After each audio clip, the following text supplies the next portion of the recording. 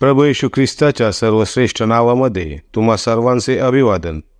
पवित्र शास्त्र बायबल नवा करारामधील मत्ते याने लिहिलेले शुभवर्तमान याचा 12वा अध्याय आणि वचन 19 आम्ही असे वाचतो, तो भांडणार नाही व ओरडणार नाही व रस्त्यांवर त्याची वाणी कोणाला ऐकू येणार नाही. जेव्हा देवाचा पुत्र प्रभू येशू ख्रिस्ताने स्वर्ग सोडला आणि संदेष्टांनी दिलेल्या भविष्यवाण्या पूर्ण करण्यासाठी कुमारिकेच्या गर्भातून देहात जन्म घेतला, तेव्हा त्याच्या जन्मात कोणताही बँडबाजा नव्हता किंवा सांसारिक परंपरेनुसार कोणताही गोंधळ नव्हता, परंतु गायीच्या गोठ्यात कोणताही आवाज न होता त्याचा जन्म झाला. प्रभू येशू ख्रिस्ताचे जीवन अतिशय साधे आणि सरळ होते.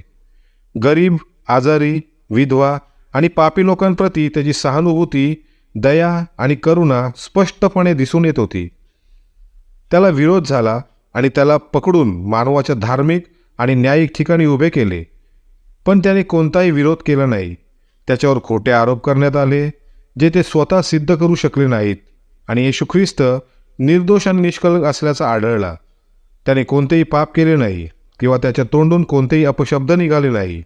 शिवीगाळ ऐकल्यानंतरही त्याने शाप दिला नाही आणि दुःख सहन करताना त्याने कोणाला धमकाविले नाही, परंतु स्वतःला त्या खऱ्या आणि न्यायी देवाच्या हातात सोपवून दिले.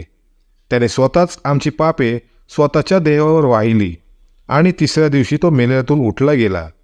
आता जो कोणी प्रभू येशू ख्रिस्तावर विश्वास ठेवितो आणि त्याला आपल्या जीवनात माझा प्रभू आणि माझा तारणहार म्हणून स्वीकारतो, तो नरकापासून वाचला जातो व त्याचे तारण होते. आता तो मनुष्य पापांसाठी मरतो आणि धार्मिकतेचं जीवन जगतो.